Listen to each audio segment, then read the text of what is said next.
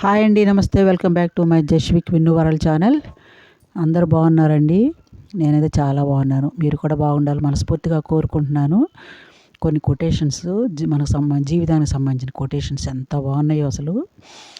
చదువుతాను, వినండి. ఎంత బాగున్నాయో అసలు. ఉన్న దాంట్లోనే సంతృప్తిగా బతకడం తెలిసిన వారు ఎప్పుడూ సంతోషంగానే ఉంటారు. అది తెలియని వారు ఎప్పుడూ దుఃఖిస్తూనే ఉంటారు. మనవి అనుకున్నంత వరకే ఈ బంధాలు అనుబంధాలు. మనసు విరిగి ఒక్కసారి వద్దు అనుకుంటే నువ్వెవరో నేనెవరో. అంతే కదండి మరి. నా గురించి ఎవరు ఏమనుకున్నా నేను నవ్వుతూనే ఉంటా. నాకు నచ్చింది చేస్తా.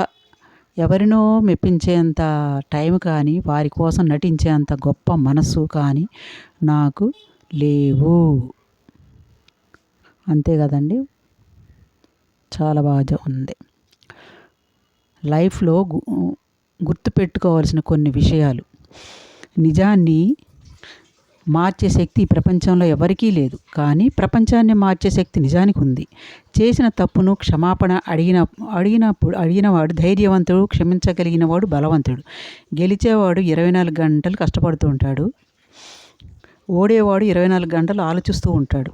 సంతోషంగా ఉన్నవారికి సమస్యలు లేవని కాదు, వాటిని ఎదుర్కొనే ఆత్మవిశ్వాసం శక్తి ఉందని. ఓటమి లేనివాడికి అనుభవం రాదు, అనుభవం లేనివాడికి జ్ఞానం రాదు. చూడండి, ఎంత మనం గుర్తుపెట్టుకోవాల్సిన విషయాలు చాలా బాగున్నాయి. మహనీయులు అన్నమాట.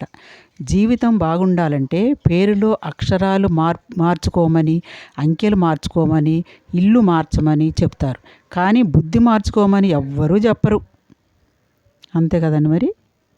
చక్కగా చెప్పారు కదా. నీ జీవితం అనే సినిమాకి నువ్వే కథానాయకుడివి. అలాంటప్పుడు నీ జీవితాన్ని నువ్వు ఎలా నడుపుతావు అన్నది పూర్తిగా నీపైనే ఆధారపడి ఉంటుంది. అంతే కదండి మరి. చాలా బాగా చెప్పారు.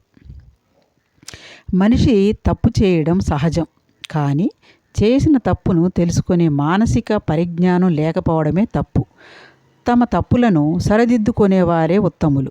మనిషికి డబ్బు ఇచ్చే ధైర్యం కంటే మనిషి ఇచ్చే నమ్మకం చాలా గొప్పది. ఎక్సలెంట్గా చెప్పారు. పని ఉంటేనే పలకరింపు, లేదంటే చేదరింపు. అవసరం ఉంటేనే అభిమాన వర్షం, అవసరం తీరాక తగలేసే రకం. ఇదే నేటి మనుషుల తీరు. భలే చెప్పారు. చక్కగా ఉన్నాయి. మోసపోయినా పర్వాలేదు, కానీ మోసం చేయడం చాలా పెద్ద తప్పు. మోసపోయినప్పుడు నీకు అనుభవం వస్తుంది. అదే మోసం చేస్తే దానికి ఏదో ఒక రూపంలో శిక్ష తప్పకుండా పడుతుంది. ఎక్సలెంట్. 2 విషయాలు నువ్వేంటో తెలుపుతాయి. 1, నీ దగ్గర ఏమీ లేనప్పుడు నీకుండే ఓపిక. 2, నీ దగ్గర అన్నీ ఉన్నప్పుడు నీ ప్రవర్తన. అది మన ప్రవర్తన ఎలా ఉందో తెలుస్తుంది. మరణానికి మించిన సమస్య లేదు, చావుకు మించిన భయం లేదు. అది వచ్చేలోపు లైఫ్ని హ్యాపీగా లీడ్ చేయండి. అది పలకరించే లోపు లైఫ్ను ఫుల్ ఫీల్ చేసుకోండి. ఎందుకు పుట్టామో తెలీదు, ఎప్పుడు పోతామో తెలీదు, కానీ ఎందుకు బతుకుతున్నామో మాత్రం తెలుసుకొని జీవించు. అబ్బా, బాగుంది. నిజమైన బంధాల కోసం మనం తప్పకుండా సమయాన్ని కేటాయించాలి. ఎందుకంటే మనిషికి రేపటి రోజున సమయం ఉండవచ్చు, కానీ బంధాలు ఉండకపోవచ్చు.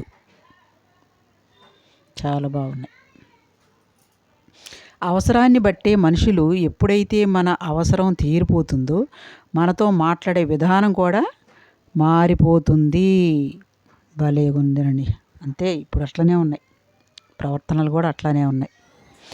సంపాదిస్తున్నంత కాలం అందరికీ మనం ఆత్మీయులమే. ఒక్కసారి సంపాదన ఆగిపోతే సొంత ఇంట్లో కూడా పరాయి వారం అవుతాం. అంతే మరి. సంపాదన ఉన్నంత వరకే.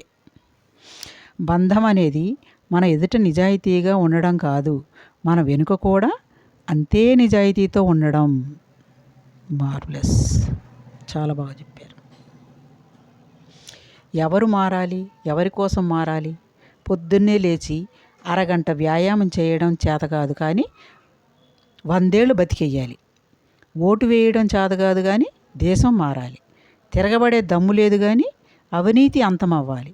ఒక మొక్కను నాటలేం కానీ కాలుష్యం పెరగడం ఆగిపోవాలి. బాలే చెప్పాడండి. చూసారు ఎంత బాగున్నాయి కొటేషన్స్. ఇవి ఎలా ఉన్నాయో చక్కగా కామెంట్ బాక్స్లో కామెంట్ చేయండి. బాయ్ అండి.